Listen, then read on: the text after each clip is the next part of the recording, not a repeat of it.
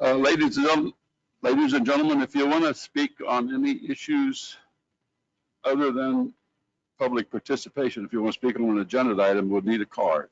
But other than that, public participation is not on the agenda. I have 2 cards on that so far. So we'll go ahead and call the meeting to order. It's 6 o'clock straight up. And we'll call the meeting to order. Please, Mr. Brown, would you lead us in the Pledge of Allegiance, please? Please stand. I pledge allegiance to the flag of the United States of America and to the republic for which it stands, one nation, under God, indivisible, with liberty and justice for all. Thank you, sir. Okay, our first item on the agenda is public participation, and I have a card for. Mayor, we need to do a roll call first. Oh, I'm sorry. A roll call, please. Councilmember Brown? Here. Mayor Hogue? Here. Councilmember Kellum? Here. Councilmember Morrison? Mayor Pro Tem Raymond? Here. Okay, thank you. Sorry about that. Okay, Mr. Conrad, Area. come to the microphone, please, and state your name and where you live, please. Pardon me? State your name and Red Conrad. your And residence. my point is we have a no dog on beach law. And I want to know why it's not enforced. And $35 is not enough to deter anybody from not having a dog on the beach. And I've talked to the sheriff's department. They said their hands are kind of tied by the laws. He said that they can approach somebody to see if that dog is a service dog or what. But I go down to the beach every so often, and usually I see at least one dog. The evenings I do go down. Sometimes 2 or 3. Some on leash and several off the leash. But that's what the point. You got a law, you need to enforce it. And the service dogs should have some kind of special tag or license or paperwork with the owner. That should be on a leash. But I'm not seeing that happen. I've seen law enforcement stop people, talk to them, but I've never seen anybody write out a ticket. So I talked to the sheriff's department about a month ago, and I said, can I approach the council on this? He said, yeah. He told me of this meeting, so that's why I'm here. Okay. I just want to bring up that point. We need to enforce the law. We need to have a more than a $35 fine. That's like a nickel out of my pocket to most people. So that's about all I've got to say. If I enjoy the beach, I don't want to step in doo-doo. I understand you, sir. There's certain things we can do by law and certain things we can't do, but Mr. Walters is here. If you care to kind of just. You don't enforce it, then it's no good. I understand that, sir. You know, we got law for a lot of things too, but you don't see a lot of people robbing banks, you know, just because it's not enforced. Those people usually get enforced and something happens to them. Okay, we have. So I just tired of it, you know. I enjoy the beach. I don't almost just as good as anybody else, but I want to see a law. I want to be enforced. That's all I've got to say. Thank you. We don't usually take any action on public participation, but I'm going to try to get. Can we get a legal answer on as far as what the gentleman can do, or Anthony, or Andy? Do you want to say something to how far you're allowed to go with that? Just address so that we know. It was kind of difficult to understand everything that he was saying, but if I did understand you correctly, concern was about the service animals. Service dog. It's very specific in Florida statute. They don't have to carry a state certified card. There's no such thing. If they claim that dog is or miniature horse or anything that falls under statute is a service animal and articulates, what type of service it provides, we can't go any further with questioning on it. They're allowed by law to be on the beach, but I don't know what interaction and who he spoke with from the sheriff's office, but we'll be happy to speak with you outside in the lobby so we don't interfere with the meeting and talk about our enforcement efforts and what we're doing. But I think it's well documented that we're doing the best that we can with our documentation, with the number of citations that we've issued thus far. So we're doing our best with that. Thank you. I We'll just be happy wanted to to, talk with you out in the lobby. I'm sure there's people out in the public that don't really realize how that law was written. Yeah. It kind of handcuffs you guys. Well, it's not covered by city ordinance, it's covered by statute. Right, I understand. That's what I'm saying. We don't have anything to do with it. Mr. Sergeant, Dave Sergeant. I won't keep you long, just a quick update on the vaccines because there have been a few questions. To date, we've done 70 first and second doses. People completed. We started the second dose rounds this week, along with more first dose rounds. But we vaccinated well over 600 people so far. That's with the first and second doses. With that also, we don't try to go where DOH is going. And DOH is taking care of, for instance, Palms East. They did it on I believe it was a Friday, and they had 300 doses to give out there in that particular area. And as I'm sure you saw in the newspaper, Victory Casino also just did 300 doses in our area. One of the biggest problems we're having is getting people to fill them, or we get them scheduled and they don't show up. And same thing with the second doses. We got to be really careful because if we get 20 shots in a day, we have to shoot 20 shots. So we're not denying anybody. We'll chase them down the road to give people shots. And so there's also a lot of other agencies that are working with the homeless and the underprivileged. There's also, we work in conjunction with Brevard County Fire Rescue. They have a home health care program.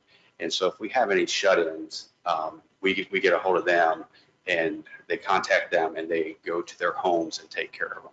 We've also had people that couldn't drive, that were frantic, that we've simply taken a witness with us and picked them up, brought them, and taken care of them. So we're trying to make best. But one of the big problems is you get a list together, and that list gets together and you make phone calls and, well, no, I've changed my mind. I only want Johnson & Johnson.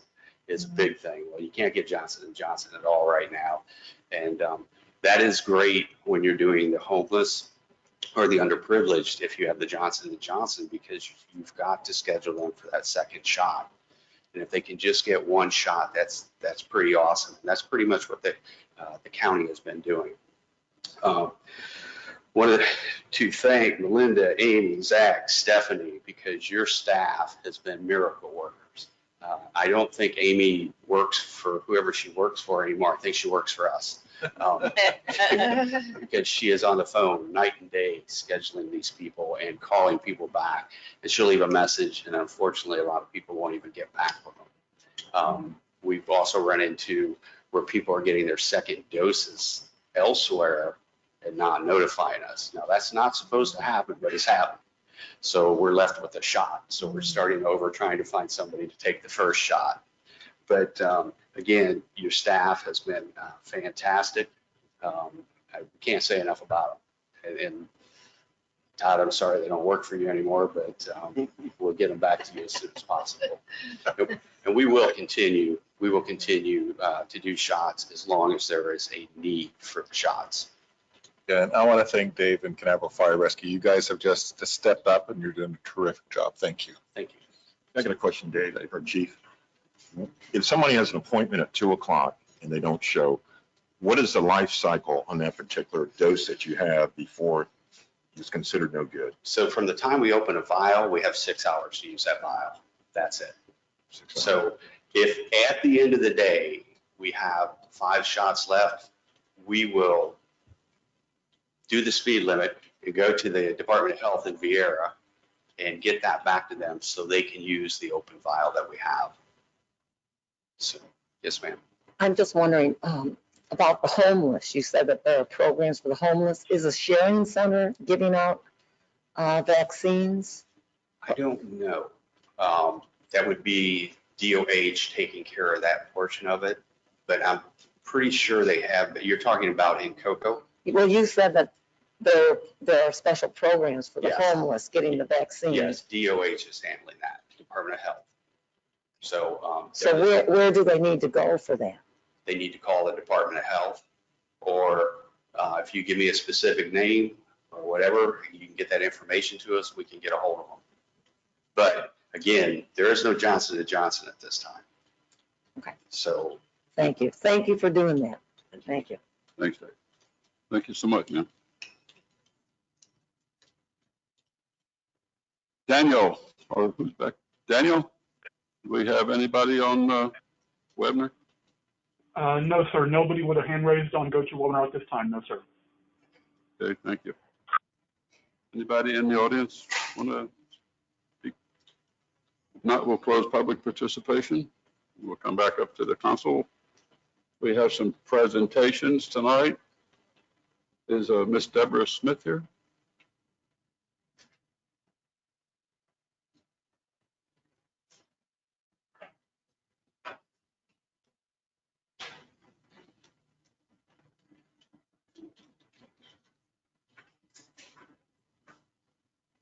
Proclamation for Women's Lung Week this month.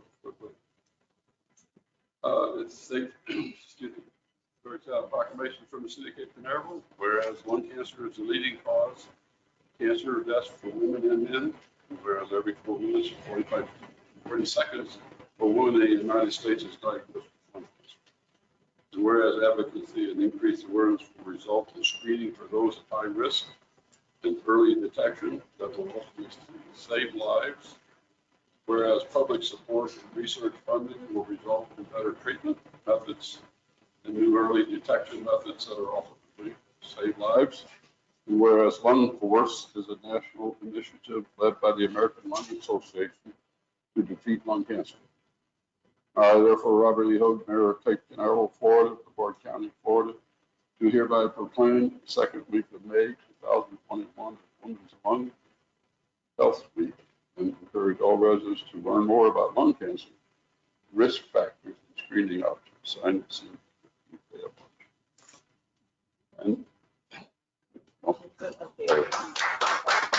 And you can say a few things if you want to. Microphone's all yours. Thank you very much. Take this off for just a minute. My name is Deborah Smith. Thank you for having me here tonight. I was diagnosed with stage 4, sorry about that, stage 4 small cell lung cancer 3 years ago, and I've never smoked a day in my life. It was a shock for me and my family, obviously. I'm a wife, mother of 2, a teacher at Suntree Elementary.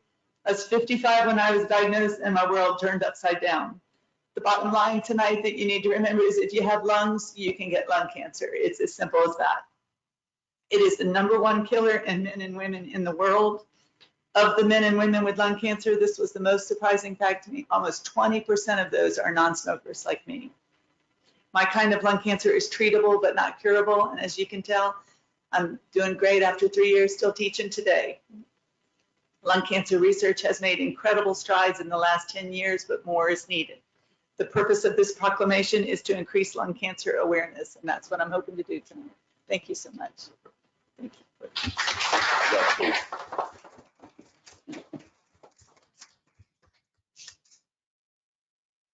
Mr. Dave, Commander Dave, from the Vigilant, correct?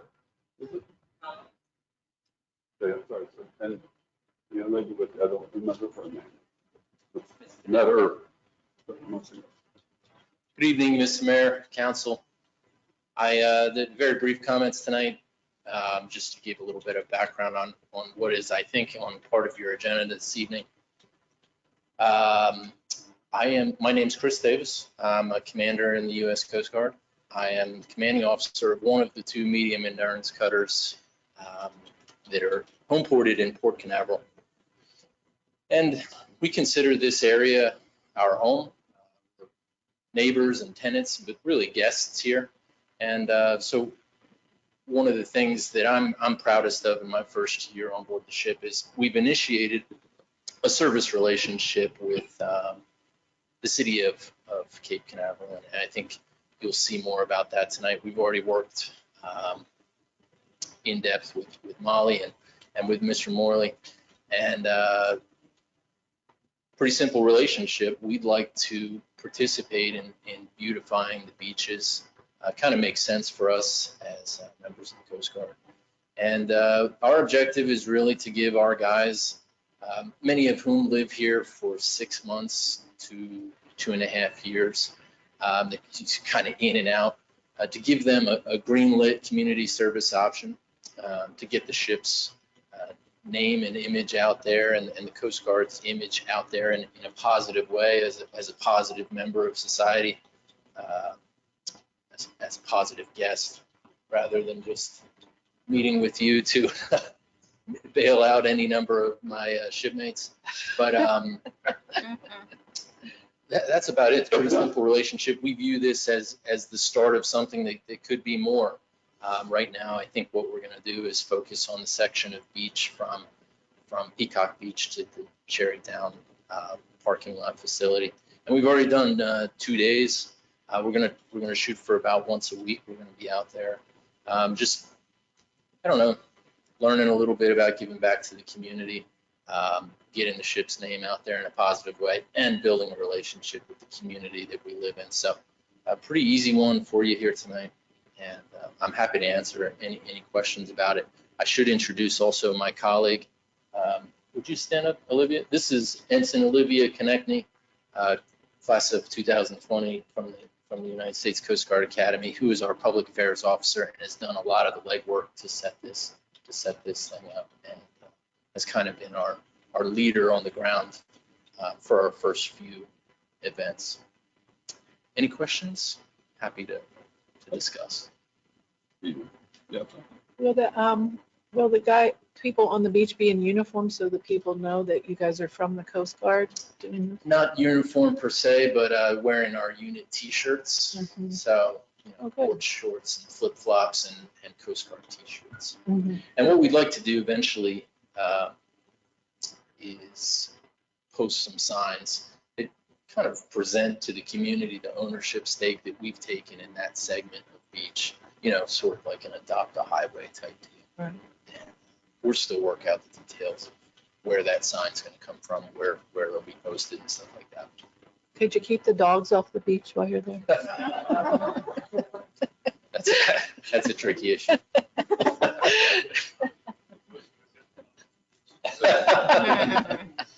We have zero jurisdiction.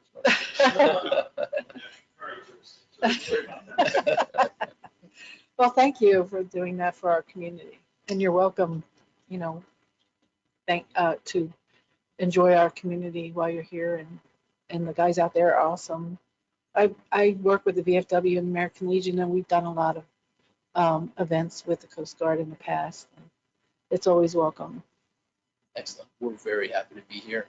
One of the greatest home ports in the Coast Guard, and we're happy to sort of establish a new chapter in the relationship. Good. Thanks very much. I just want Yes, to sir. say, I was Yes, sir. just recently, matter of fact, yesterday, I was watching a YouTube on how tough the Coast Guard Academy was, and they said it's basically the toughest academy out there. I want to congratulate Ensign, what was it?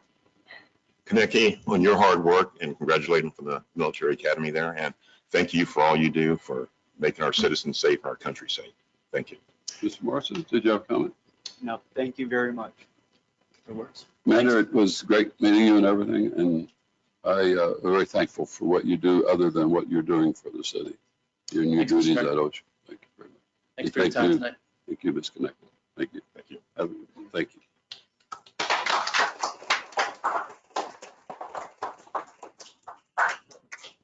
Okay, Angela, you're on, but you want to?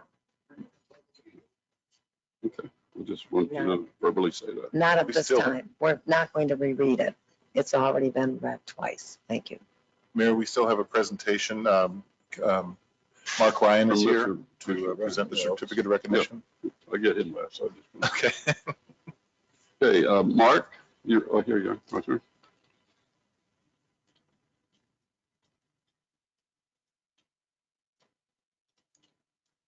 Good evening, Mayor, City Council members, City Manager Morley, and residents of Cape Canaveral.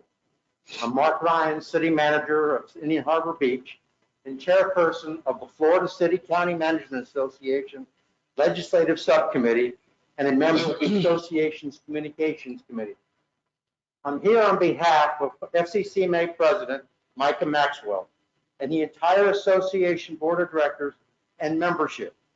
I'm privileged to present the City of Cape Canaveral with a certificate celebrating your 55th year as the council manager form of government, as recognized by the International City County Management Association, or ICMA. Congratulations on this milestone achievement. The council manager form of government was created to help separate administration from direct political influence and establish merit-based practices within local government.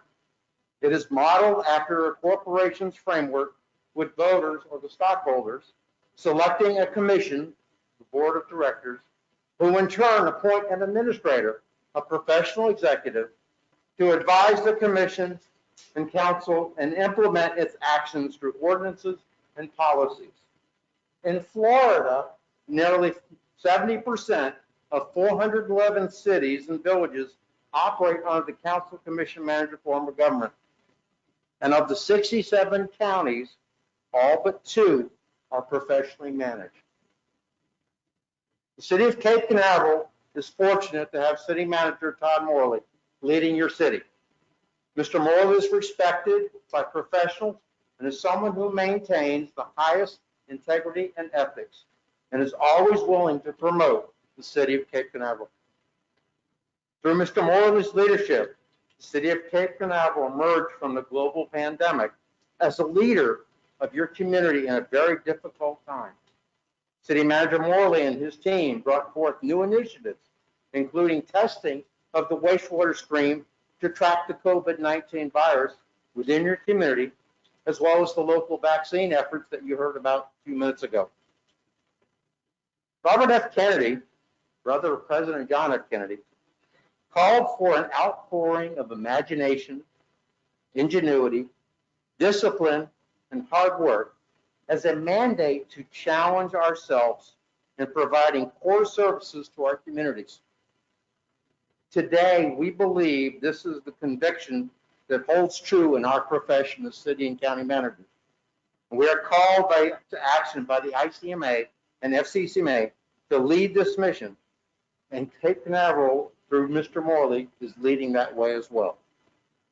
On behalf of FCCMA and all the other city county commission managers for communities within the state of Florida, we congratulate the City of Cape Canaveral on this milestone of 55 years in the council manager form of government. This time, if the council is willing, we'd like to have a photo opportunity of presenting a certificate with the council members as well as Manager Morley.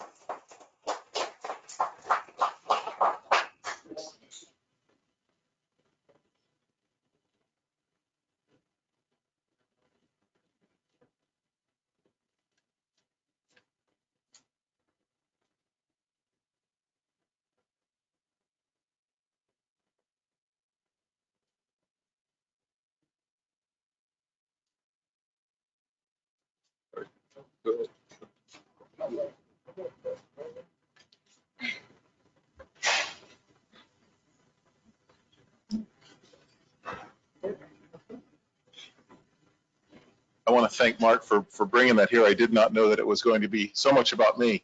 But, you know, I couldn't do half the things I do without the terrific staff that I have. So this really goes to my staff. Truer words are spoken, Mr. Moore. Just glad to have you on board and recognition as such. Okay, well, we can move on to a consent agenda. Anybody care to remove anything from the consent agenda?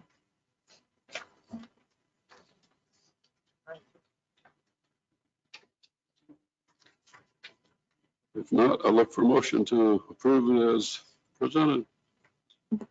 I'll make a motion to approve the consent agenda. I'll second. Thank you.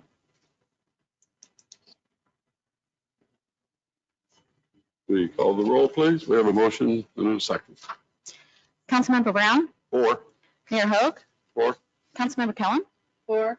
Councilmember Morrison, Four. Mayor Pro Tem Raymond. Four. Okay, the next item, we're going to go into the public hearings. It's ordinance number 12, 2021. Second reading.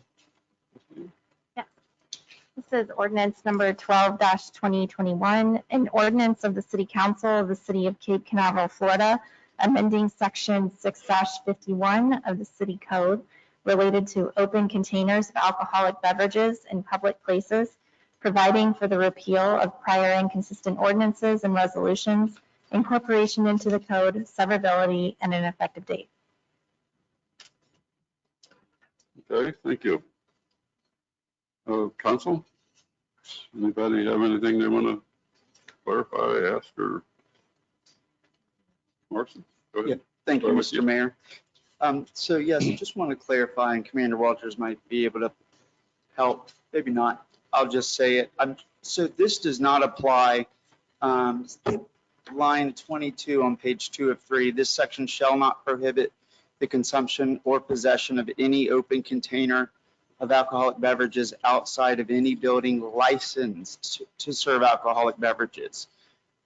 So if an establishment, a business, does not have a license, they cannot serve alcohol. Is that right? Florida law requires a license to sell packaged liquors, beer, wine. That is correct.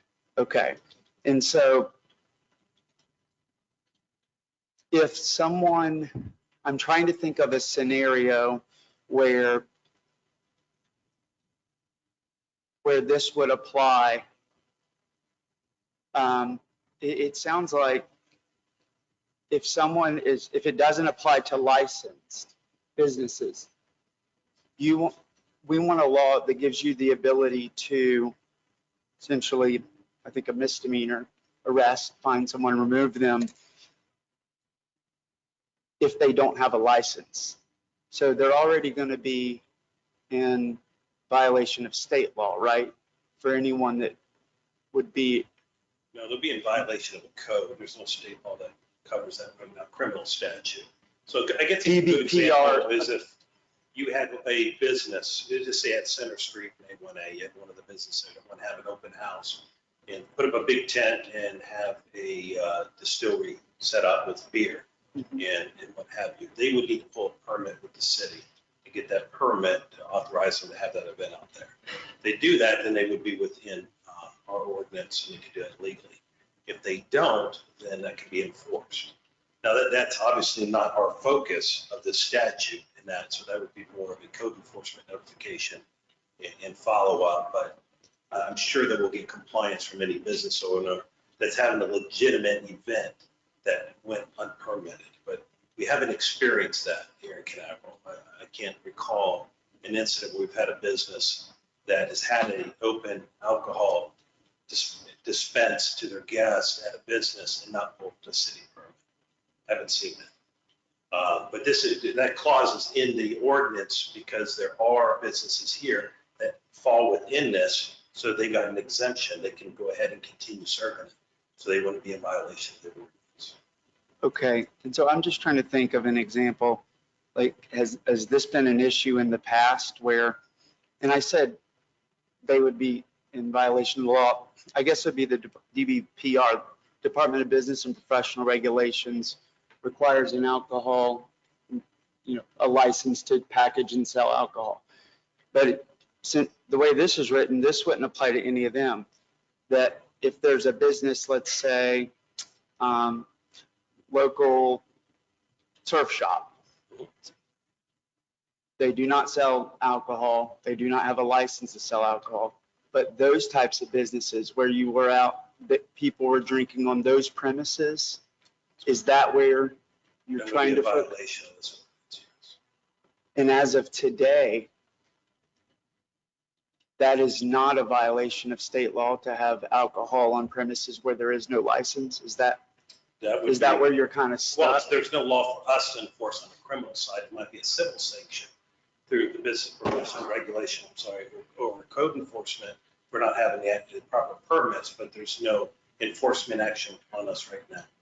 Okay, Likewise, if we go to the Circle K and there's somebody drinking a beer out on the front door of Circle K in the parking lot, we have no enforcement. There's no violation of Florida statute. And those are governed by county ordinances or city ordinances. Thus, this will now give us an opportunity to enforce that. okay, so if Circle K, they have a license to sell alcohol. If you don't have, they have a license to sell it, but they don't dispense it. They're not selling it like a bar. Not selling you a drink, an open can of beer. You Okay, can buy a closed beer and then open up. But right now, the current ordinance, you can go right to Circle K and buy a beer and walk in the parking lot, fill up with gas, and have yourself a cold beer while you're doing it. okay, and so this is, and I talked to our city manager about it.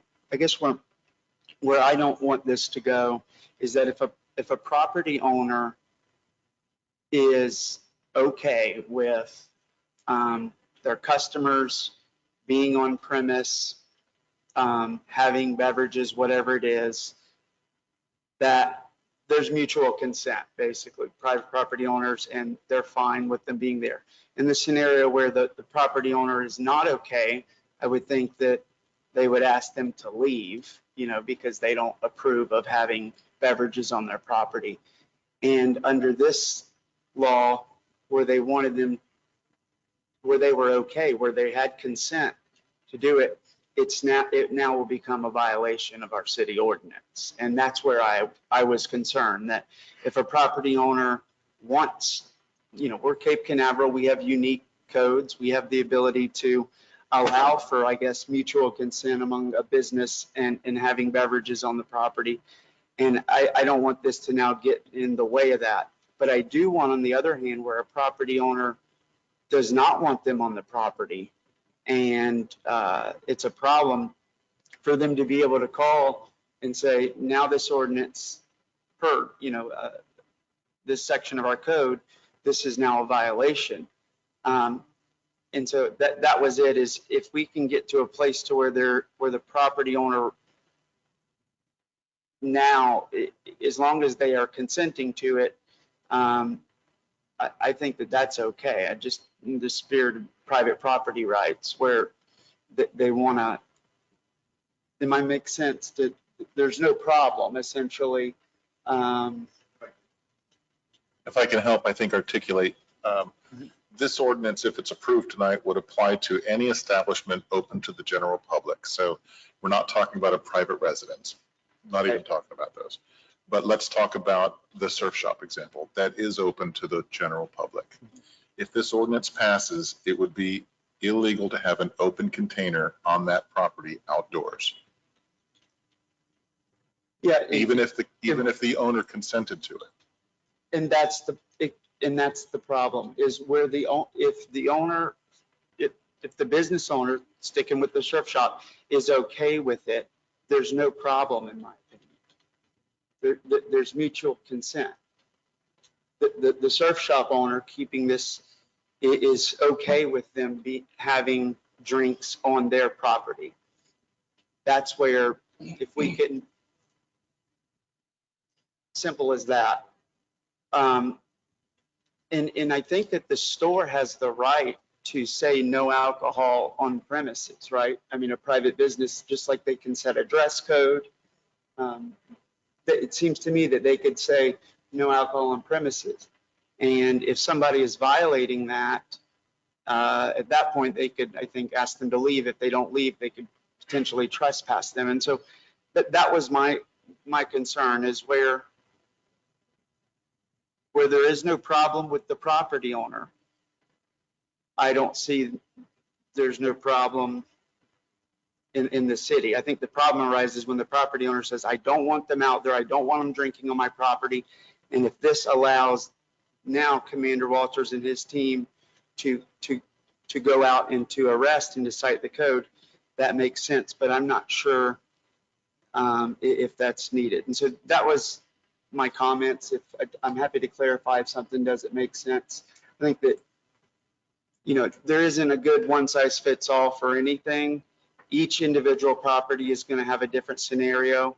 And so I think that this code is going to basically hurt property owners who are okay with having alcohol beverages on their property. And I don't want that to happen. So, I just think that if we allow that and anybody can drink outside of any business, what's the point in getting a beer and wine license for your property? I think that's part of, you know, the state mandates beer and wine licenses, alcohol license. If I have a bar and the guy, and it's next to the surf shop, and they're all outside of his place drinking beer, and I pay for a license, and I'm trying to sell beer, you know, I think that that's where that comes from. And I think if the surf shop guy wants to have beer outside for a party or a special event, he goes through the city, gets the proper, and then has it. I don't think that it should be wide open where everybody can drink beer wherever they want to, with consent of the owner. But what's the sense in having a beer and wine license if you can drink openly anywhere? You know, I think you can't drink openly anywhere. You can't just walk around Cape Canaveral. As soon as you step on somebody else's property, you have to have their consent. well, what I'm saying is why would me as next door with a bar, why would, you know, what's the sense in having, if you can just open a t-shirt shop and serve drinks outside, what's the sense in having a license? You know what I mean? Well, that license is required by the state of Florida. But what I'm saying is we're adding more layers in here that I don't think is necessarily needed. I want Commander Walters in the city of Cape Canaveral to have the ability to remove people from a property where they're drinking against the property owner's will.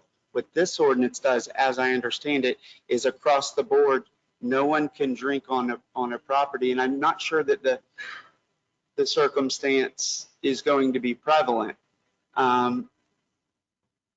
That's the concern. I mean, you really have to kind of think about it, why can't you be in Cape Canaveral, get your license with the state, or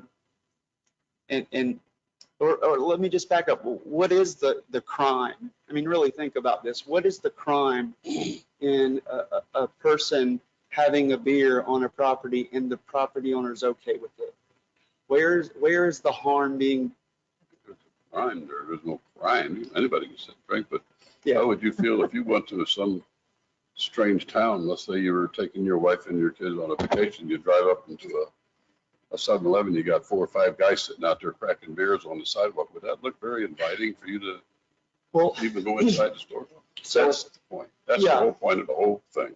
But I'd like to answer that, is how would I feel?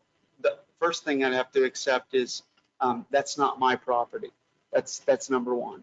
Right. Number two is I agree with you. I think that would look really bad. Well, that's what the whole point of this ordinance is about. But I think that owner of that Circle K in your example has a vested interest to keep their customers happy.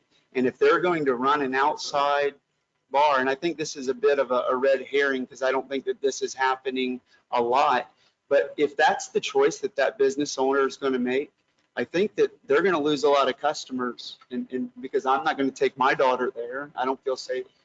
But if that's what they want to do on their property, like we said, I don't think that that's a crime. I think it's, I'll go, like I said, get my groceries and gas in places another place. But I will penalize them with my dollars. They want my money, but I also have a set of expectations. And I think we all have different expectations, and that's it. It's so many times I think communities put a lot of one size fits all ordinances in. What's good for most means that there's always going to be a few out there that I think are going to be negative impact. And my concern is, unless this is a prevalent issue that Commander Walters is really struggling with, the scenario is, I can't think of any scenario where a property owner, if there's a problem, it's a problem when the property owner says it's a problem. That's really what I'm trying to say. If the property owner has a problem, that's when, as a governing body, and they can't get people to remove them, and if Commander Walters shows up to that scene and he says, hey, I can't do anything with them, then I think that it would be useful there. But I think I've made my point clear, is think on an individual. If the property owner wants it, I don't want to interfere with the wishes of that property. I mean, you own property and there's all these rules, and by the time you're done with it, you realize you really don't own your property at all, because you got so many things that stop you from being able to do what you want. So. But the property owner, if he wants to have beer outside and serve it, needs to apply to the state, get a beer and wine license, and then he can serve it. And if it's gonna be outside, he can get a permit from the city to do it outside. And my last question is, Commander Walters, why do you think that this is important for us to do? I mean, I agree people have property rights, absolutely, but I think everything needs to be where it's supposed to happen. Well, that's an ordinance. I mean, you all know, I came over here to command Canaveral Precinct about 18 months ago. I had a lot of experience in Cape Canaveral. We all scratched our heads throughout the years as why is the city ordinance written the way it is? It's only protecting that public nuisance and that image of the city on city property, city roads, crossovers, and the parks areas. But it doesn't do anything with the convenience stores and our business fronts. I can tell you, Mr. Morrison, I don't know what businesses you're referencing, or do you have to tell us, but I don't recall, at least in the last 18 months, having issues with any businesses in Cape Canaveral violating this ordinance, meaning that the surf shop uses Yogi's. People don't go to Yogi's to buy a liquor or beer or anything like that and sit out on the front porch and consume it there. They take it back home and do what they want to do. Our issues primarily have been at our convenience stores, where the overwhelming majority of our transient community that comes into Cape Canaveral visit those locations to get refreshments, to get gas, and like it or not, but that is their first impression of the city of Cape Canaveral is stuff at a convenience store. And I can tell you from our standpoint is a lot of crime is deterred by removing people who decide they want to open up a beer in front of an open business. We're not having issues of a business owner complaining to us that I can't have a customer enjoy beer outside. Most of the businesses that I know of throughout the Barton County, and Central Florida for that matter, you can go to meat shops. You've been to Petty's Meats, they've been closed, they're on liquor. They have beer meister in there. You can go in there and get yourself a little cup of beer and order up a nice steak and buy a bottle of wine and head on home. You got barber shops that do it. They don't sell it. They just do it customarily to their customers. But it's all done in the confines of their business. This has no intrusion on their business, their operations. All we're asking is for businesses in Cape Canaveral is help us maintain that image of Cape Canaveral, that we don't have open consumption of alcohol. If you're going to have that, you're going to have a special event, go to code enforcement in the city, apply for a permit to get approved. You do it, you do it properly. But I don't think that's the image that we want for Cape Canaveral. This gives us an enforcement arm. It doesn't mean everybody goes to jail. They're compliant with us. A lot of people go on their way. But I can tell you that most of the people that have open containers and decide to open them, they have narcotics on them, they have warrants for their arrest, there's other things going on in their life that we need to take action. It's not your average citizen that's working 40 to 60 hours a week they go, they don't go drink beer in front of businesses. So that is our focus, is to maintain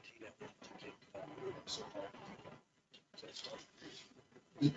And one final, and I understand that. I mean, when you read it, last time, it was towards the end of the meeting, I voted in support of it, but the more, I mean, this is why we have two readings, the more I thought about it, I didn't like the fact that there would be a property owner who does want that image. I don't want to impose the grand image on an individual property owner.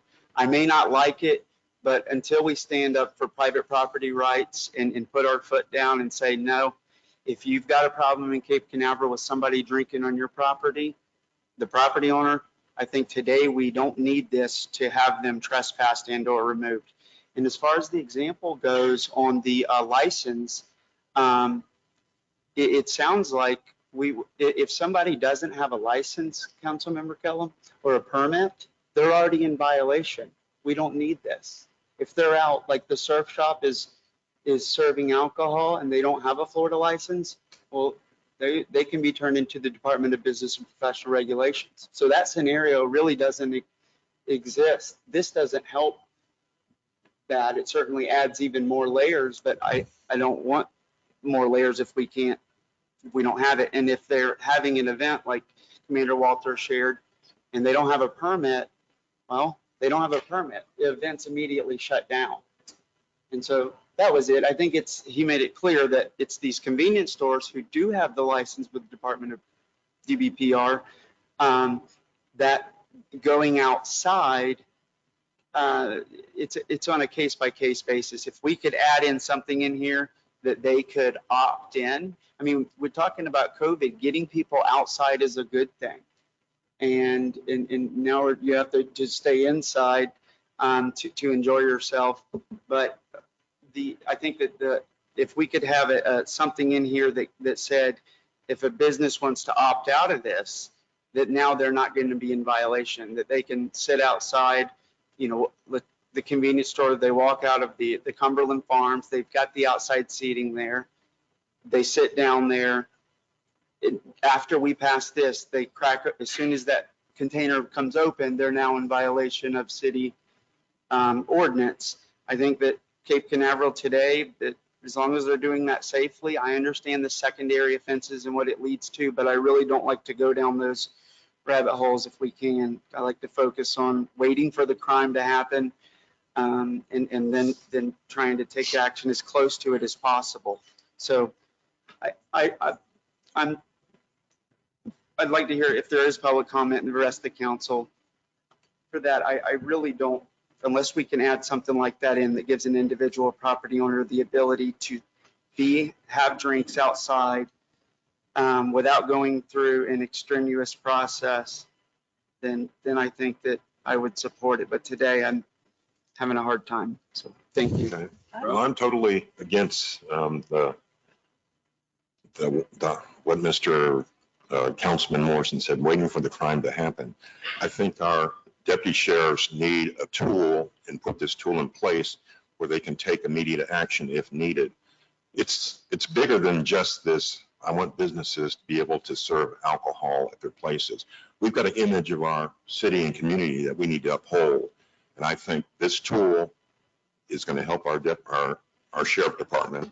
And I think as a whole, we need to consider our city and not wait till crime is committed, and be proactive in any kind of means that we need to protect our citizens. And this alcohol consumption, I don't think it leaves our city in a good light outside businesses drinking alcohol. I think if, you know, there are things, caveats in place that we can go ahead and have alcohol. There's permits that the citizens can obtain and business owners can obtain. This is something, I like the way it's written. I think it's what we need for our city. Thank you. Yes. Ask a question, because the word in here, talking about open to the general public, we've interpreted that in our previous meetings that doesn't mean between 8 and 6 o'clock when the front doors are open. The business is operational, it's open to the public, even though it's closed.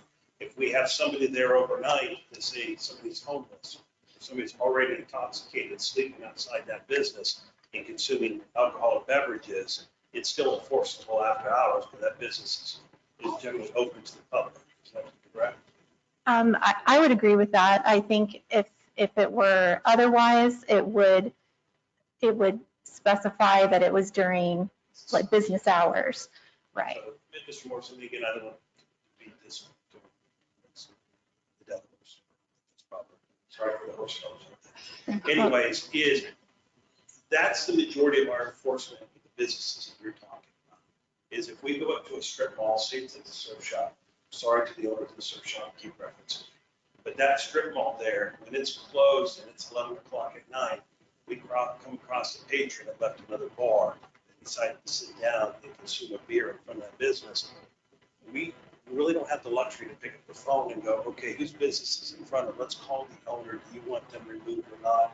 Do you want them to consume the beer here? Do they have your permission to be here?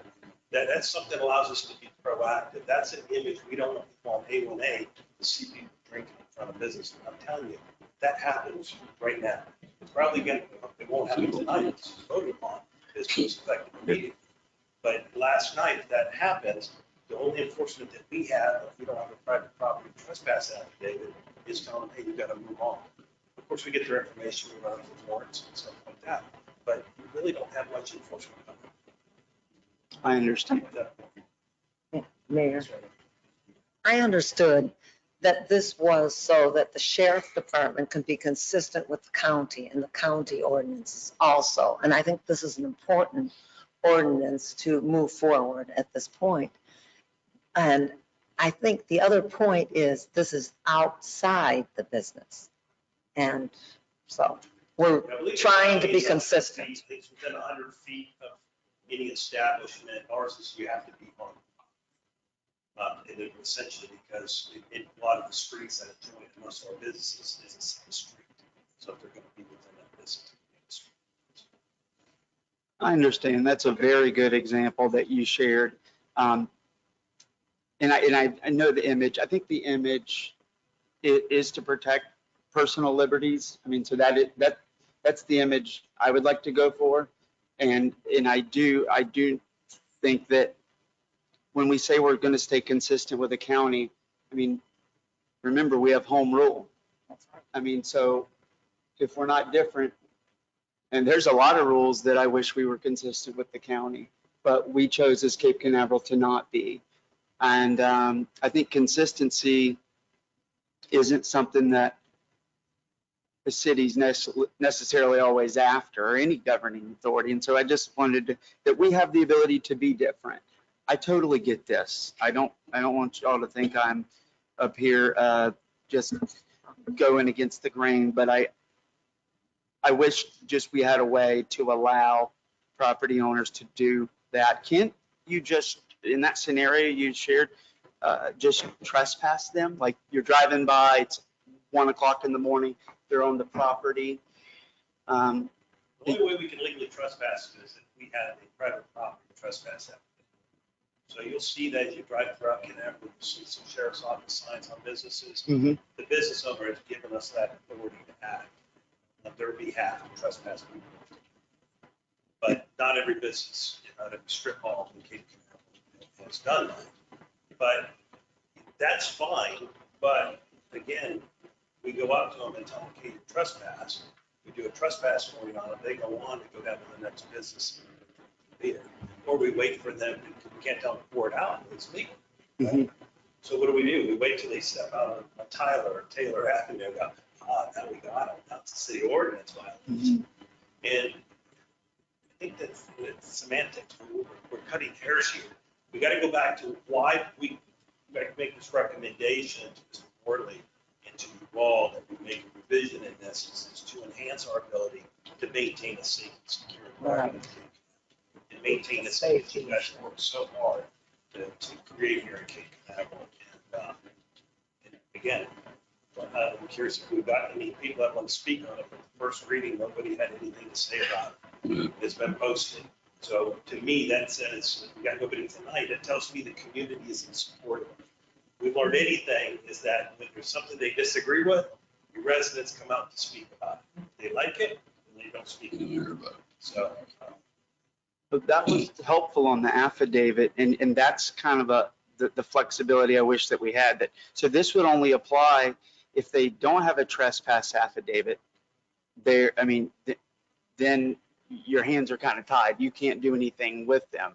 And I would like to see, instead of adding all this in there, by simply saying, because if there's a trespass affidavit and the property owner is okay with it, this disrupts that will of that property owner, and I don't want to do that. But in the event that, if we could put an outreach to get 100% response on the ability to add a trespass affidavit, that would fix this problem.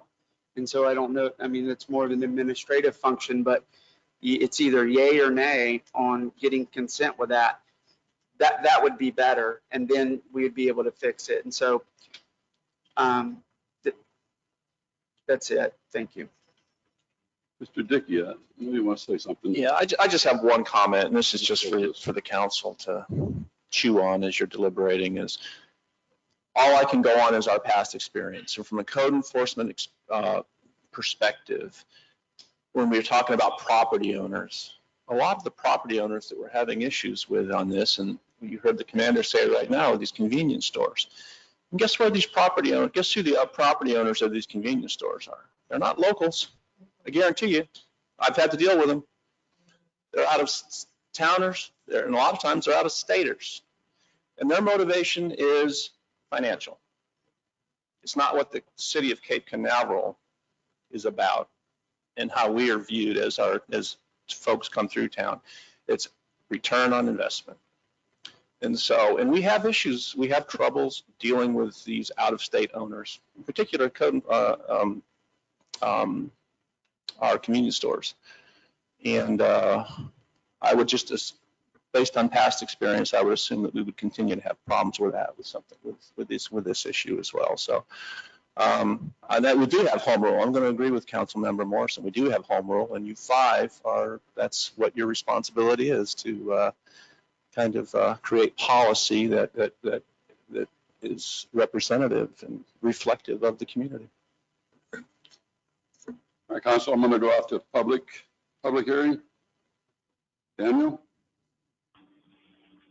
No, sir, there are no hands raised at this time. Okay, we'll close public hearing, come back to the council.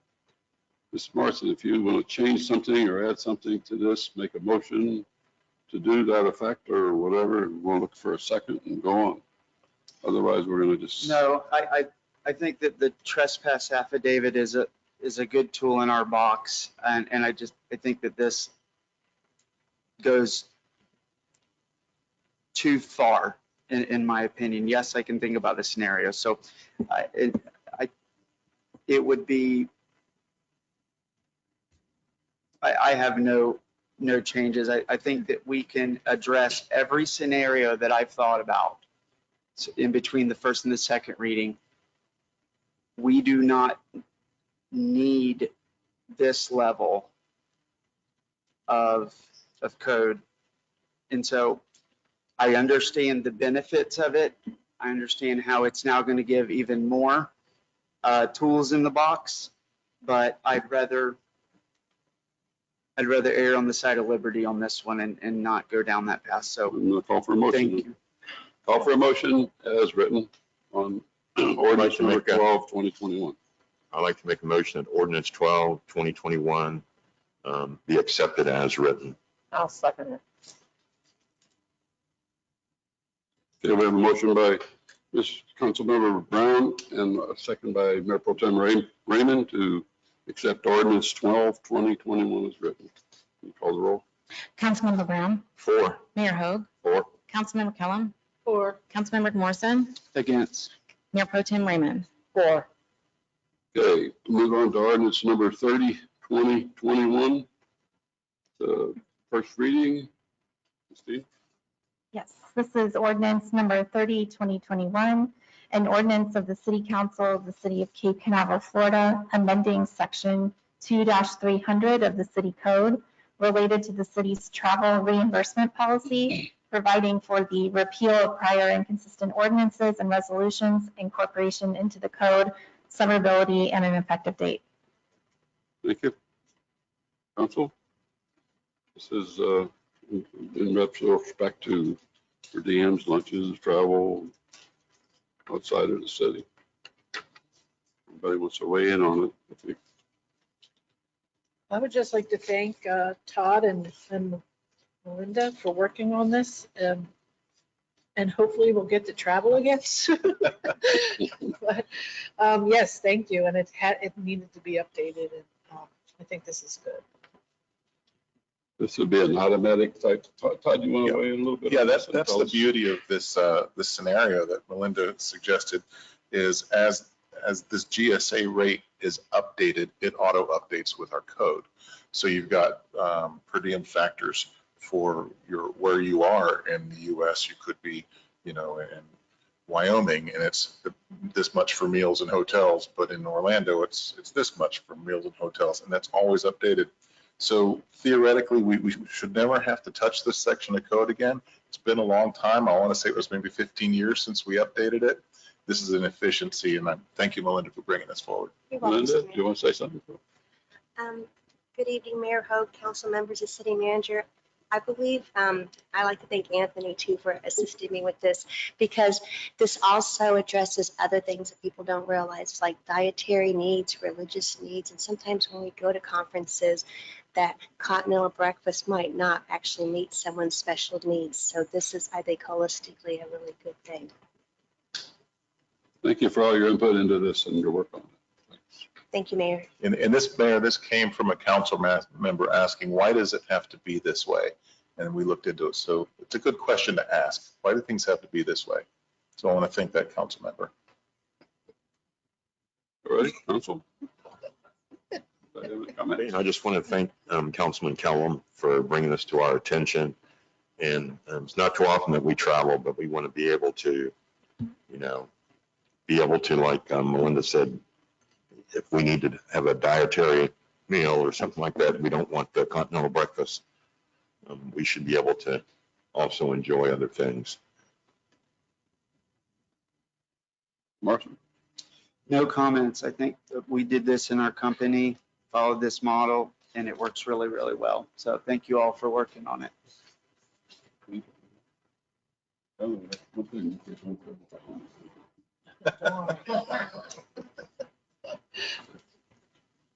Okay,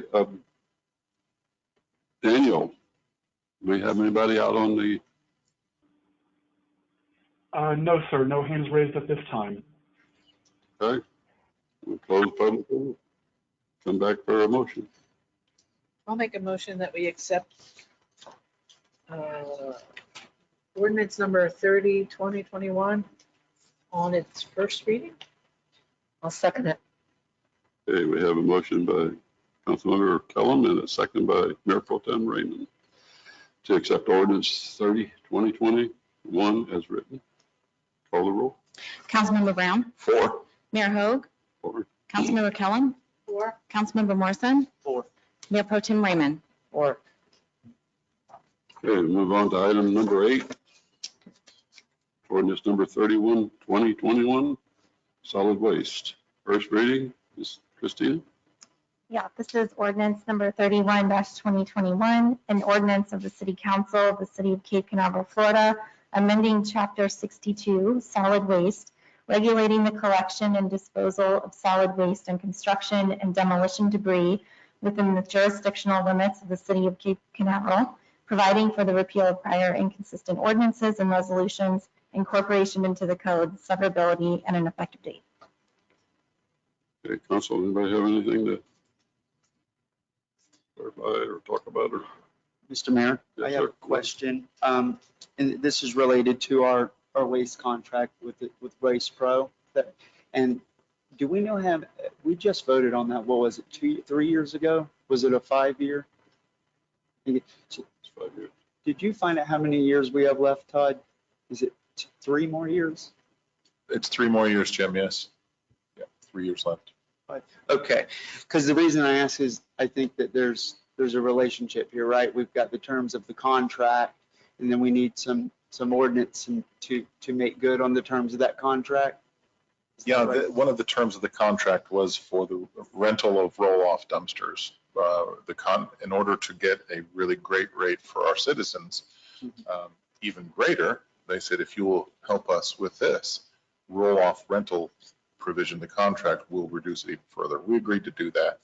And then what we found since then is it's problematic from an enforcement standpoint. When a code enforcement officer goes out where a rental roll-off dumpster is not a Waste Pro dumpster, they look into it. Now, there's an exception. If it's the contractor's own dumpster, that's okay. They could keep that. But if it's a rented roll-off dumpster, it's supposed to be a Waste Pro dumpster. So the problem would be code enforcement goes out and says, hey, you need to change that out. And they're professional and polite. And they, you know, if somebody says, can we fill up this one? And when I take it back, bring the other one back, you know, in a couple of days, that'll be a Waste Pro. They'll work with them. That's no problem. But we have situations where the dumpster might be there for months and it's not the right dumpster and it's a rental. So code enforcement says, hey, you really need to move that. And they're basically saying, no, you can't make me. I'm putting words in their mouth when I say that. It's an extreme to prove the point.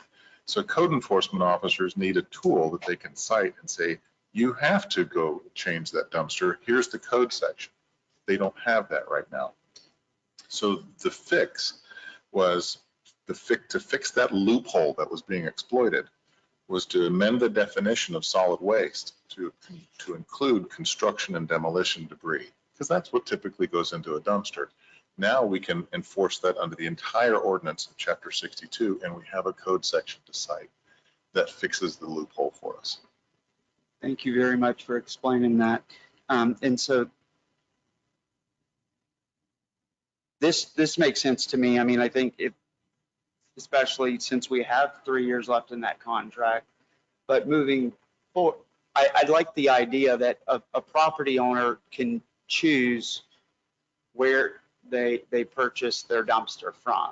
I think that we don't want to limit choice. I understand, you know, why I certainly understand Waste Pro's position on it. You know, you get a rate and they're going to assume they're going to get this dumpster, and if they don't, that's not good for them. That makes sense to me. But I think moving forward, there's nothing I don't think we can do today about it. But I learned a lot about this. I'm not a contractor and I haven't dealt with it, but I certainly see it around the city. I would like to not, you know, have an ordinance that only uses one company for a private contractor. So that was it. I'll support it. I think it does make sense for today, but if this is the only way, then I might add, if it helps, Councilmember Morrison, that this provision in a waste hauler's contract is not uncommon. The waste hauler considers it an additional revenue stream, which justifies a lower rate for the residents of that community. So you have to weigh that to benefit to the community on the whole. And I get that. I think I would rather, that's why I said it makes sense to me. I would rather sign a contract that doesn't limit our citizens and say no. And then if I'd like to be interested to see how much the rate goes up. And maybe it is worth it. Maybe it goes up 30, 40%. It's like, okay, it's worth you got the dumpster, sure. I don't know. So, but that's it. It was a sizable amount when we first negotiated that contract. Okay. What, 10 years ago or whatever. Yep, makes sense to me. Quite sizable. It's a good deal for the city. Yes, very. And while we're talking about Waste Pro, I think we have the best waste collection in the country. And I don't know, I know Waste Pro is big, but whoever is on our team, the gentleman who rides on the back and speaks to everyone, he makes my day every time I see him. And I'm so thankful for them. A little irrelevant, I need to stick to the agenda, but I'm very thankful for them.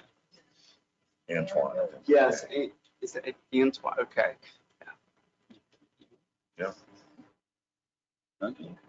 Waste Pro is the best as far as cleaning up after hurricanes, and we heard from the other cities, and there's some envy. And we know that we have the best company working for us. Thank you.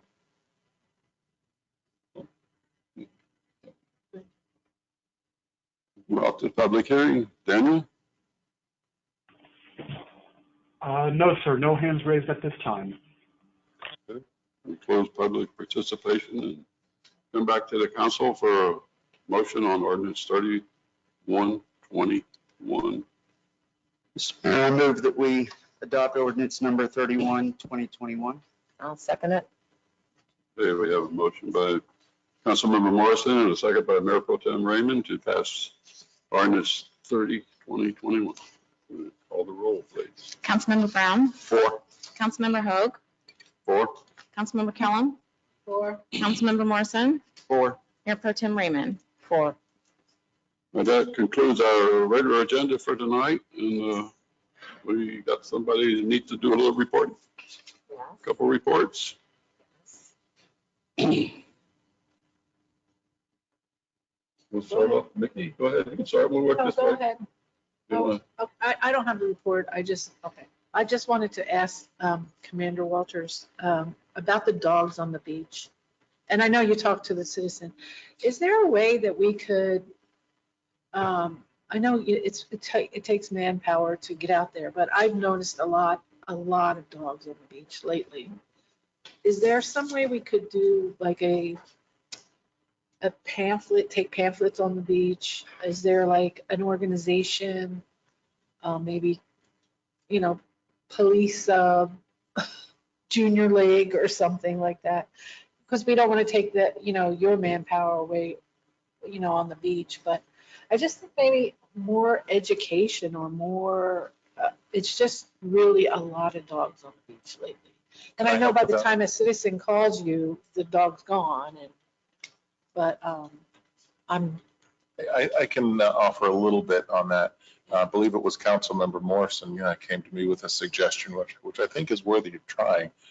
You know how we have those thought bubble signs on the beach? Did you remember your towel? Do you remember to pick up your trash? We could put additional signs, the city could put additional signs out there that says, hey, did you know, dogs are not allowed on the beach. If you see one and you want to report it, here's the Sheriff's Department non-emergency phone number. And you kind of rely on people reading that, perhaps being shamed into, oh, I didn't know, I better take this dog off the beach. You're not going to catch everybody, but it helps that educational component. And I've got Zach working on that right now. okay. That was my question. And just to let you know, we have a public service aid, if you don't know what that is. That's actually how I started my career back in 1990 as a civilian. Earned the respect and the trust from the sheriff to go to the academy and become a deputy. So Paul Hall Jr. is our PSA here in Canaveral. So he does non-progress calls. And so we've taken steps to get him trained on ATV. So he helps with our beach patrols down there every day. But also as we're getting him parking enforcement certified. So we can have him out also looking for parking violations and help deputies with parking citations as well. Just another set of eyes and enforcement work out there to do that with their current resources. So we're starting to get more calls from the community.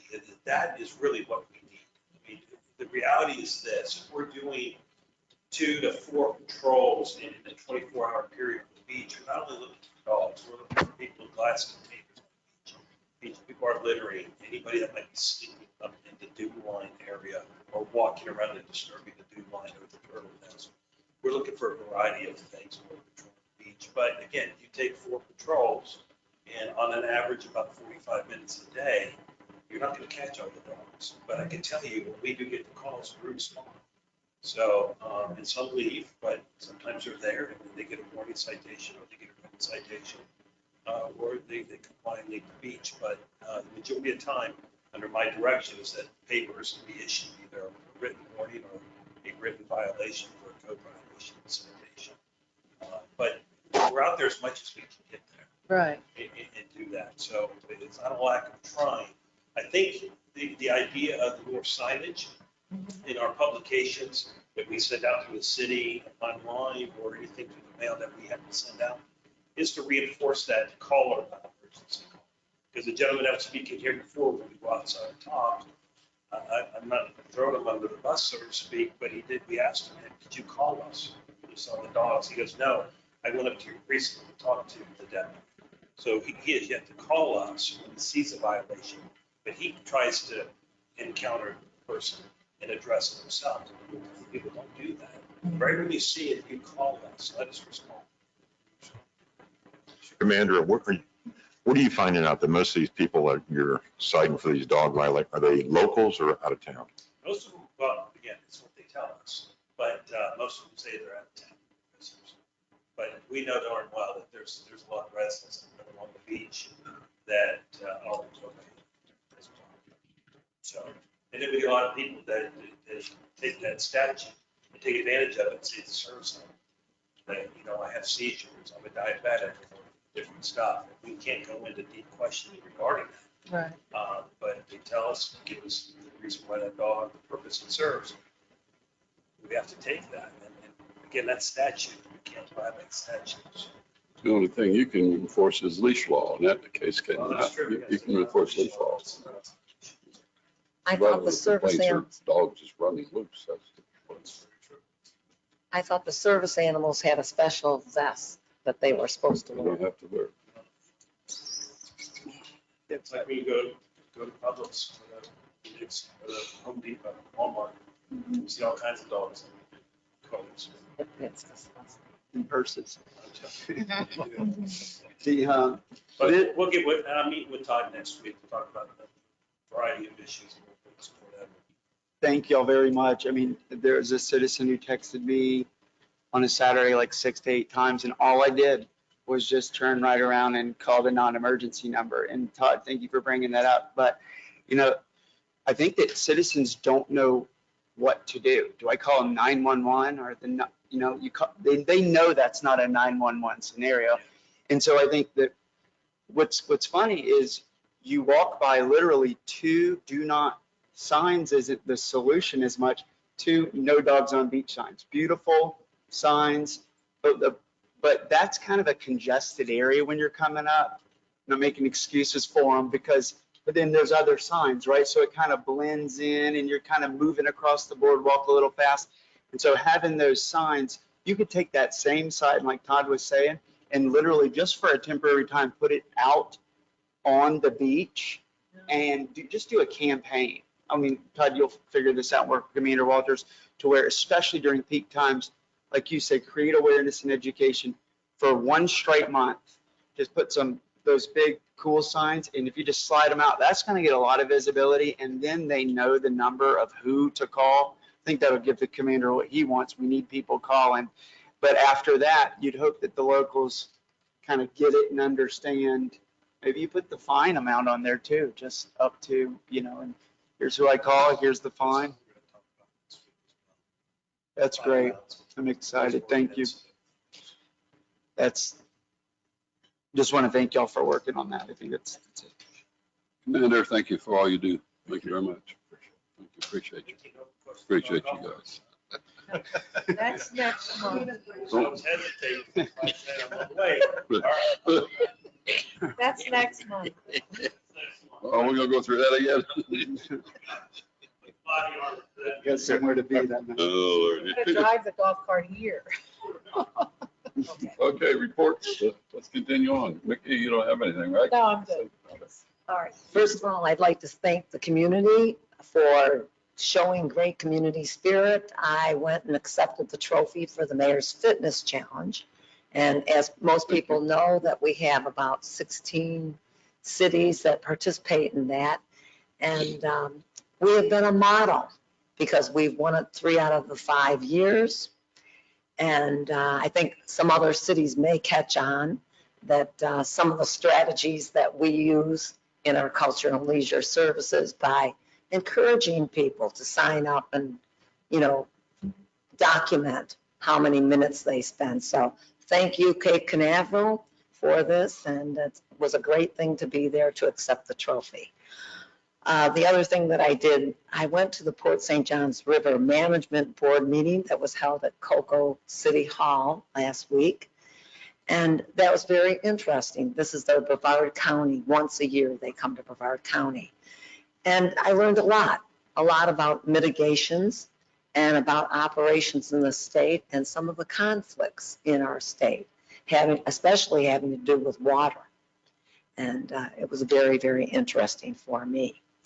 And if you have any specific questions, you could ask me. But other than that, and then I also went to the Boy Scout Jamboree, which was held at the Radisson last Tuesday night.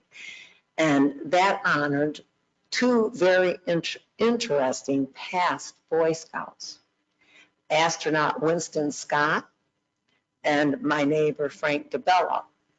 And both of them talked about how they learned to accept those qualities in their life and how it affected their lives.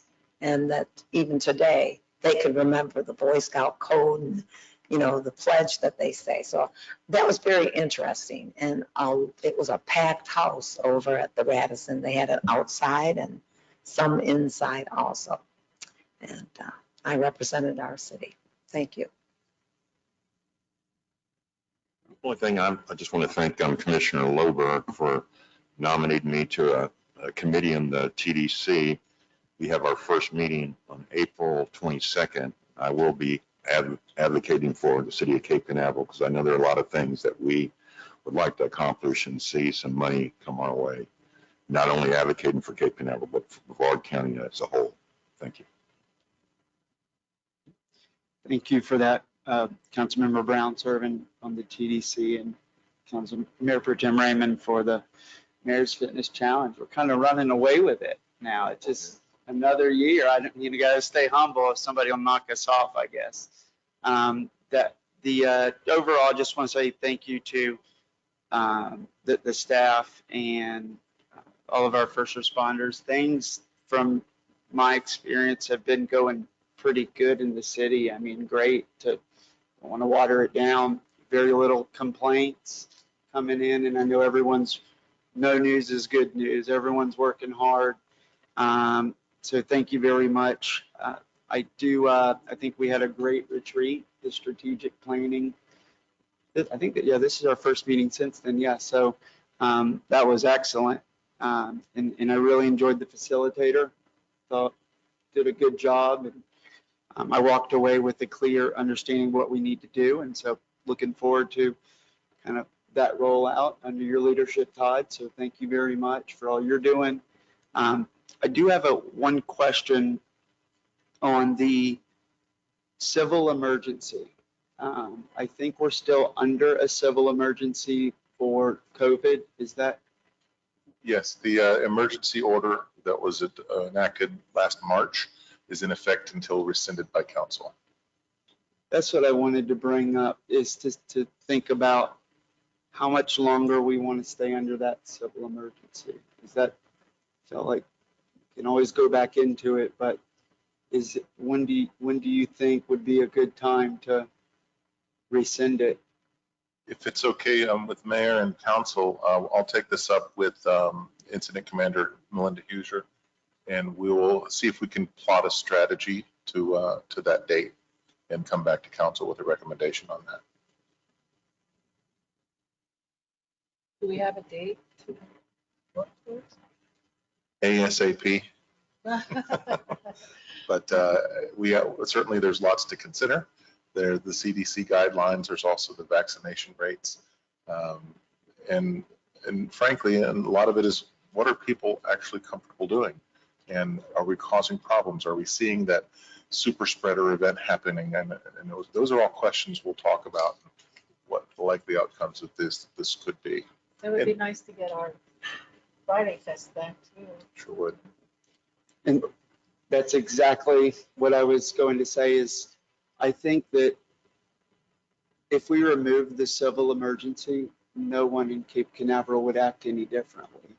I don't think that they're bound by that. I think, eyes are on the federal, but that civil emergency gives us and administratively you certain, flexibility and powers. And I understand that. And all of those, what were those ordinances that we passed, like temporary signs? Yeah, and fee reductions. So I know that it's not as simple as just waiving it. We got to think about if that all goes away. and kind of map out what it looks like. But to me, I said there was no news, but there was two questions on Friday Fest. And that's something that I think the community rolling into the summer would really like to bring back. And this counts, I think, as was it yesterday, everyone has the ability to be vaccinated now of all ages. So that's great news. I'd like to see us lift the civil emergency for Cape Canaveral as soon as possible. That's just my opinion on it. So that's all I have, Mr. Mayor. Thank you. I just wanted to comment again on the strategic planning retreat. Thank you for your comments, Councilmember Morrison. I think it was really good this year. I think we could have probably done a day and a half one because we kind of had to wrap it up quickly at the end there. But I've spoken with Doug Thomas since then, Mia and I have, and he was our facilitator. And we will have a report that wraps it all up at the next council meeting, so the May council meeting.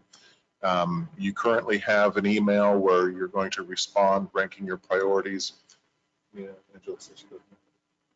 Check your email. We'll- It came out Friday We can resend it. from Daniel. That's confidence. We'll send another one to We'll you. send another. And so he's going to take all those and synthesize those into the top priorities. Now, they're all priorities. They're all good programs, or everything on there is good. It doesn't mean we don't want to do some things that don't get votes. We still want to do all of them. But in terms of prioritizing our strategic plan, these will place the things up front at the top where we want them to be. And that'll all be in next month's report. Also wanted to mention that we're coming up on June, and it'll be a year for me as city manager, and thank you so much. I've thoroughly enjoyed it. I will be having an evaluation, a self-evaluation I'll propose to council, and you all will get to do yours. And I wanted to recommit to something that I said at the time, which is about clarity, transparency, that if you want to talk to directors, I encourage you to get feedback from them. I think that's something that council felt very strongly about last year when we were doing the contract negotiations. So please feel free to contact them and get the best information you can. And that's all I have there. Thank you for asking. Matter of fact, I do. Yeah, stand up. Filibuster right here. Anybody? Any other directors? You want to grab over back there? Todd, Jeff, you want to say anything about what you're doing out there? Give us a little update on the West Central.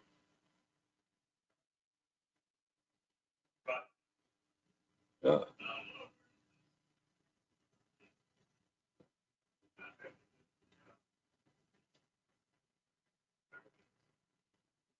Didn't find any old tanks buried out there or anything like that. Years ago, it used to happen. Okay. It's looking good. It's looking good. Appreciate it. Jim, did you have anything?